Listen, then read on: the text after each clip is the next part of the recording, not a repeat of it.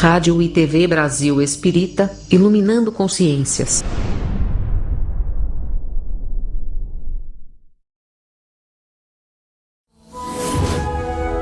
A rádio e a TV Brasil Espírita apresentam Caminhos de Autoiluminação. Apresentação: Liliana Faber.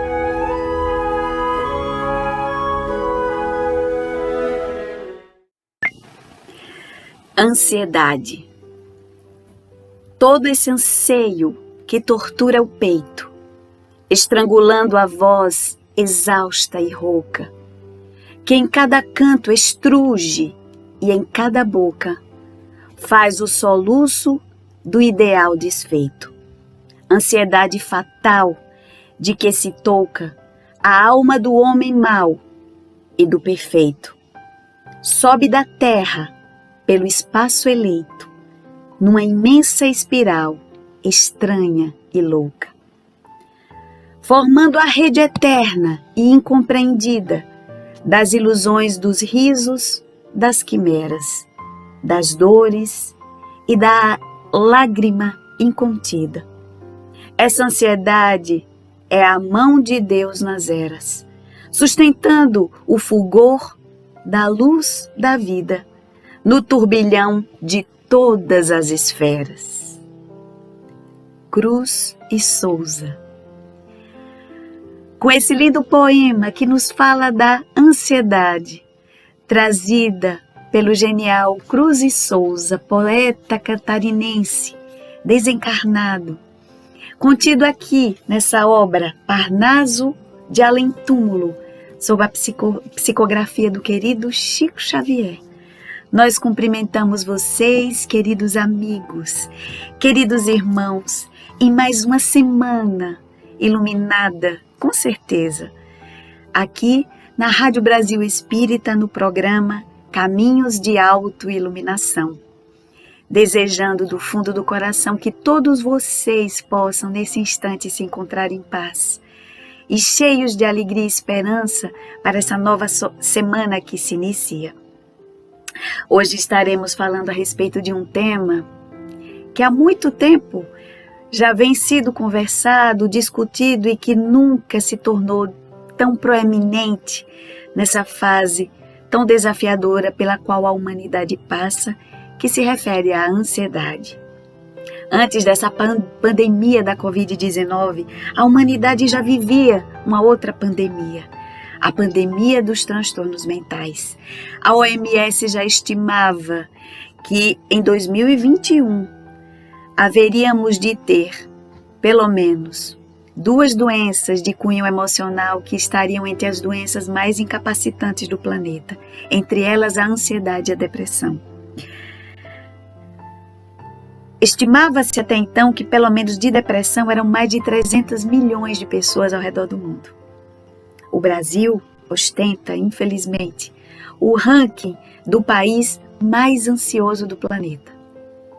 Em pesquisa feita pela Federação de Farmacêuticos do Brasil, se não me engano, no final de 2019, começo de 2020, foi feito um levantamento em que se constatou que o brasileiro consumiu 136 milhões de caixas de medicação psicotrópica e, entre elas, a maior parte, medicação ansiolítica. Devemos nos preocupar e pensar o que temos feito da nossa vida, dos nossos pensamentos. Como estão as bases da nossa fé? Porque Jesus, quando havia nos dito, não vos inquieteis com o dia de amanhã, já anunciando o que ele provavelmente já identificava lá no cerne da humanidade, essa necessidade, essa inquietação interna e a preocupação sempre com aquilo que ainda não aconteceu, o que poderá nem acontecer. Jesus, ao falar isso, não nos proibia o planejamento, pensar no futuro, nos organizar frente a situações que ainda não aconteceram. Mas Jesus se reportava às nossas inquietudes. era uma convocação para que pudéssemos analisar as nossas relações com Deus. Como está a nossa confiança com o alto? Vivemos uma era desafiadora. Rolomei, um psiquiatra, psicanalista, no ano de 1953, já havia dito que no século XX, ou seja, no século passado, a humanidade já vivia a experiência de viver a maior fase de ansiedade dos últimos séculos, desde a Idade Média. É um grande tormento do homem moderno, a ansiedade. E não por acaso inúmeras mensagens têm sido trazidas pelos irmãos do alto, nos chamando a atenção a respeito das nossas posições diante da vida e diante do mundo, porque isso tem nos roubado muita paz. A ansiedade em concepções normais, ela é natural. Ela faz parte porque é um mecanismo preparatório do corpo para uma reação de luta ou de fuga. Diante de um perigo que se apresenta diante de nós, o nosso organismo aciona alarmes e prepara-nos fisiologicamente para lutar contra aquele obstáculo, aquela ameaça ou fugir, quando percebemos que não vamos dar conta, não somos bons o suficiente ou grandes o suficiente ou hábeis para enfrentar aquela situação desafiadora ou aquele, entre aspas, suposto inimigo. Então, em condições normais, a ansiedade ela é comumente observada, por exemplo, diante da expectativa da realização de uma prova, diante da expectativa de um encontro, de uma entrevista de emprego. São situações que nos colocam em posição daquilo que não é conhecido, do que é desconhecido. Então, naturalmente, forças em nós são mobilizadas. Mas existem aspectos em que, pelo cotidiano, pelo nosso modus operandi, pelo nosso modo de vida, nós vamos infligindo ao nosso corpo processos contínuos de ansiedade, que vão gerando descargas contínuas, liberações de hormônios que mexem com a nossa fisiologia e que vão ao longo do tempo causando danos ao nosso corpo biológico. Porque nas reações de ansiedade, por exemplo, a descarga de hormônios faz com que haja aumento na produção de açúcar e esses açúcares eles são depositados nos músculos, que é para que a gente encontre força, robustez para correr, como nós dissemos, ou lutar.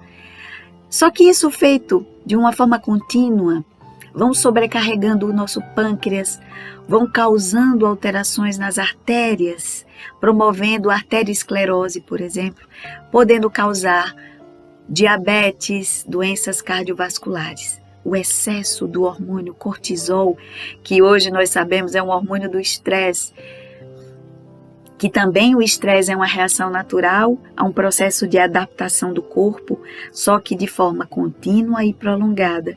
O estresse nos adoece, também a princípio é uma reação normal, nós vamos entendendo que isso vai causando lesões no nosso corpo e também no psiquismo, porque pensamentos desalinhados, quando eles produzidos de forma contínua, eles também vão causando alterações nas malhas sutis da nossa psique. Algumas pessoas, é bem verdade, trazem como arcabouço orgânico, genético, alguns desalinhamentos, algumas suscetibilidades a desenvolverem alguns transtornos de ordem emocional, entre eles a ansiedade, que ela vai apresentando variações da ansiedade normal até os transtornos mais graves de ansiedade, no qual às vezes precisa de uma assistência de um profissional especializado. Mas em linhas gerais devemos entender como nós estamos vivendo. Sidney Rocha, um jovem psicólogo, especialista em psicologia transpessoal da UFPE, da Universidade de Pernambuco, ele nos fala uma questão interessante. Ele diz que o homem moderno hoje vive a chamada síndrome do coelho branco. E o que é a síndrome do coelho branco? Vocês devem lembrar da história da Alice no País das Maravilhas. E lembra que havia um personagem intrigante da história da Alice, que era aquele coelhinho que tinha um relógio imenso pendurado no pescoço e que se mostrava sempre ansioso e sempre com um discurso de que não haveria tempo, de que estava atrasado. Pois é essa a sensação do homem moderno, sempre achando que está em déficit com o tempo, sempre chegando atrasado e com a sensação de que o tempo deveria ter muito mais do que 24 horas. E muitos desejariam que o dia tivesse muito mais do que 24 horas. Na verdade, não é o problema do tempo, porque o tempo ele é justo e é o suficiente. É um tempo estabelecido por Deus. Na verdade, é que nós somos péssimos administradores do tempo. Roubamos o nosso tempo, roubamos o tempo do outro, por indisciplina, por invigilância, por imaturidade. Pelo excesso de afazeres que tomamos para nós como importantes, quando na realidade muitos deles não eram. Essa pandemia fez muitas pessoas revisitarem as suas rotinas e pensarem que de repente muita coisa precisava ser mudada de lugar. Se antes nós estávamos a serviço do tempo, a pandemia nos ensinou a nos reposicionar e aí muitos tiveram o tempo ao seu favor. E nesse excesso de tempo, começaram a pensar, e agora, o que é que eu faço com esse tempo do qual disponho? O que reflete uma dificuldade de saber administrar de forma salutar o próprio tempo. A esse respeito, nós vamos trazer algumas reflexões trazidas nesse livro Conflitos Existenciais, da veneranda Joana de Ângeles, cujo capítulo fala exatamente sobre ansiedade. Este que tem sido o grande mal que atravessa toda a humanidade e que tem perpassado nas diversas faixas etárias, porque temos conhecimento, inclusive, de crianças de 7, 8, 10, adolescentes, adultos e idosos, já dependentes de medicação psiquiátrica, para poderem sentirem minimamente regulados do ponto de vista das emoções, para poder tocarem as suas vidas, os seus projetos, retomarem as aulas, enfim. Muito triste essa realidade, mas não devemos esquecer que nós temos uma verdadeira farmácia dentro de nós, uma farmácia muito rica, da qual nós dificilmente acessamos. Mais adiante nós vamos falar um pouco sobre isso. Joana de Ângeles, a respeito dos desdobramentos dos fenômenos ansiosos, nos diz: a ausência da serenidade para enfrentar os desafios da existência faz que o comportamento do indivíduo se torne doentio, cheio de expectativas normalmente perturbadoras, gerando incapacidade de ação equilibrada e de desenvolvimento dos valores éticos morais corretos. Ao mesmo tempo, avoluma-se na mente uma grande quantidade de ambições, de desejos, de execução ou conquistas de coisas simultaneamente, aturdindo, desorientando o paciente, que sempre se transfere de um estado psicológico para outro, muitas vezes alternando também o humor, ora risonho, ora sisudo. A necessidade conflitiva de preencher os minutos com atividades, mesmo que desconexas. Diminui a capacidade de observação, confunde-lhe o pensamento e quando, por motivo imperioso, vê-se obrigado a parar, amolenta-se, deixando de prestar atenção ao que ocorre, para escorregar pelo sono no rumo da evasão da realidade. Eis que Joana de Ângeles aponta essa realidade muito triste. Nos enchemos de necessidade de buscas constantes por anseios, desejos de preencher lacunas, sobretudo do ponto de vista material, enchendo-nos de atividade que aturde os nossos pensamentos e a nossa capacidade de refletir, de pensar e até de nos refazer, porque acabamos não tendo tempo para nos recompor. Justifica que não está adormecido, mas de olhos fechados, realmente dominado por um estranho torpor, que é fruto do desinteresse pelo que acontece, em volta, pelo que sucede em seu entorno, convocando-o a outras motivações, que não fazendo parte do seu tormento, infelizmente, não despertam interesse. O comportamento ansioso, não poucas vezes, é estimulado por descargas contínuas de adrenalina, o hormônio secretado pelas glândulas suprarrenais, que ativam a motivação do indivíduo, parecendo vitalizá-los de energias, que logo diminuem de intensidade. Por essa razão, algumas vezes torna-se loquaz, ativo, alternando movimentações que o mantenham em intenso trabalho. São chamados, que a gente escuta falar, os workaholics, e que hoje algumas pessoas costumam tratar no adulto como transtorno de ansiedade generalizada, a famosa TAG. Nem sempre produtivo por falta de coordenação e direcionamento. Noutras ocasiões sofre a inquietação e atormenta-se em estado de mutismo, taciturno, mas interiormente ansioso, tumultuado, como as águas do Mar Morto, pacíficas na sua superficialidade, mas agitadas, inquietas na sua intimidade. Quanto mais se deseja arrastar pela insatisfação do que faz, mais deseja realizar, não se fixando na análise das operações concluídas, logo desejando outros desafios e labores que não tem capacidade para atender conforme seria de desejar. Na sua turbulência comportamental, os indivíduos tornam-se não raras vezes exigentes e preconceituosos, agressivos e violentos, desejosos de impor a sua vontade contra a ordem estabelecida, ou aquilo que consideram como errado e carente de reparação. Os seus relacionamentos são turbulentos, porque se desejam impor, não admitindo restrições à forma de conduta, nem orientação que os invite a uma mudança de comportamento. Esse fator é interessante porque geralmente o ansioso acha que ninguém faz melhor do que ele. Por isso que ele tem que estar sempre se antecipando aos fatos, às circunstâncias e às pessoas. No fundo, ele acha que Deus é incompetente, porque não dá conta dos seus filhos nem da sua criação. Logo, ele precisa dar conta de tudo.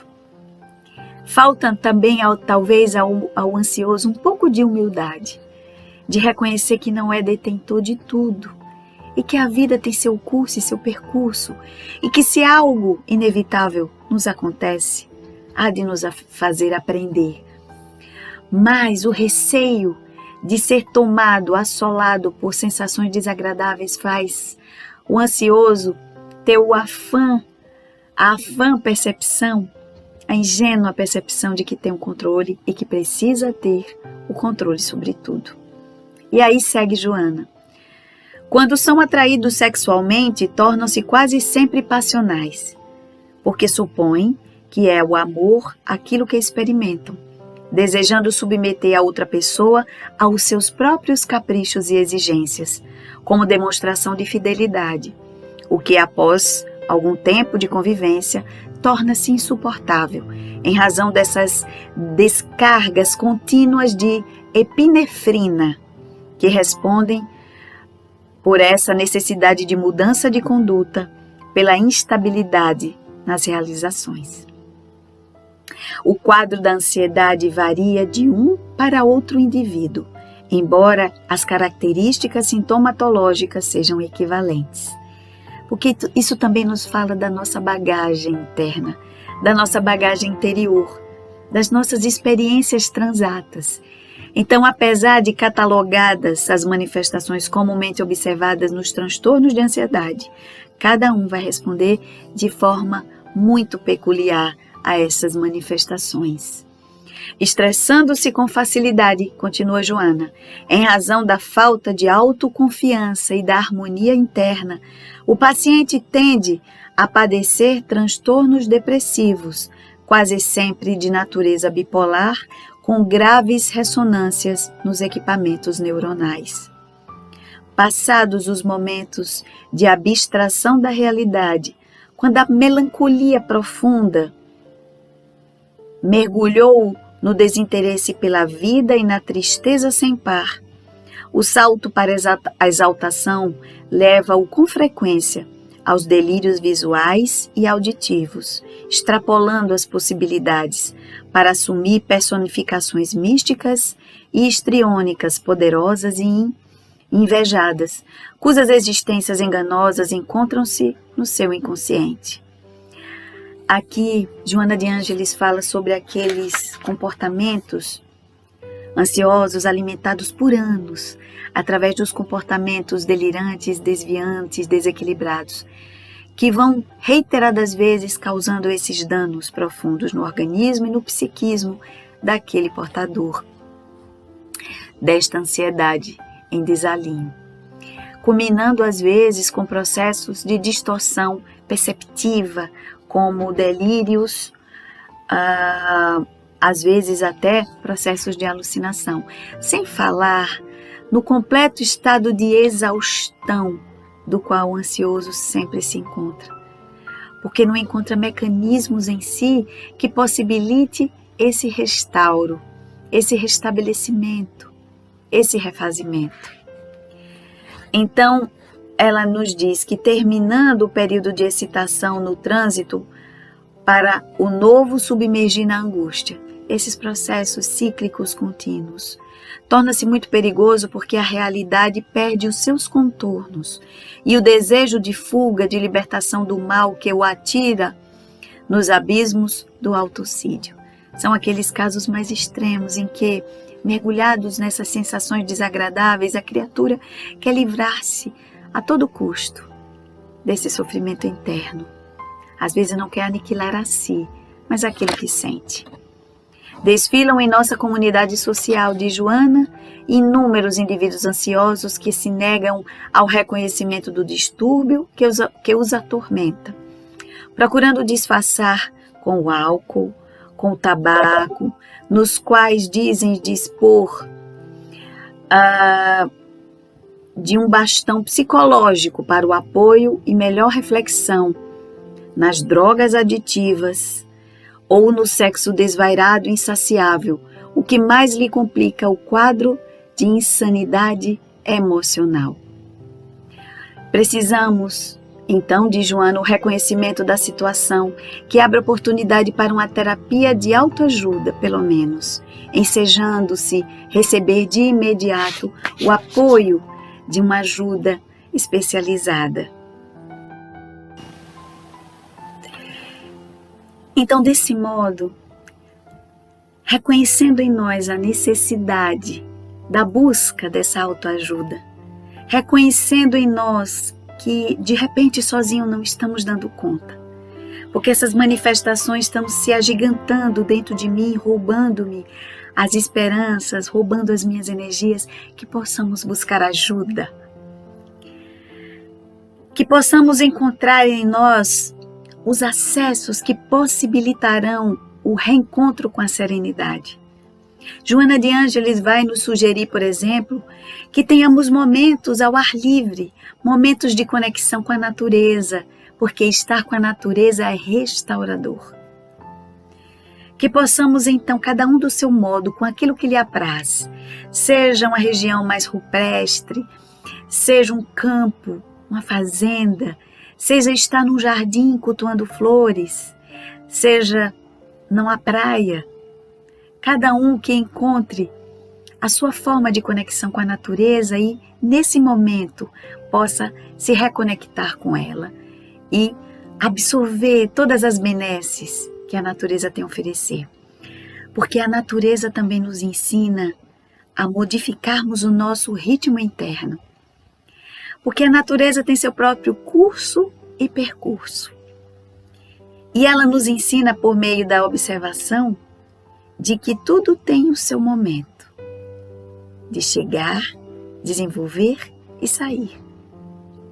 O próprio cultivo do que quer que seja, de hortaliças, de frutas, nos mostra que há tempo de plantar, há tempo de colher.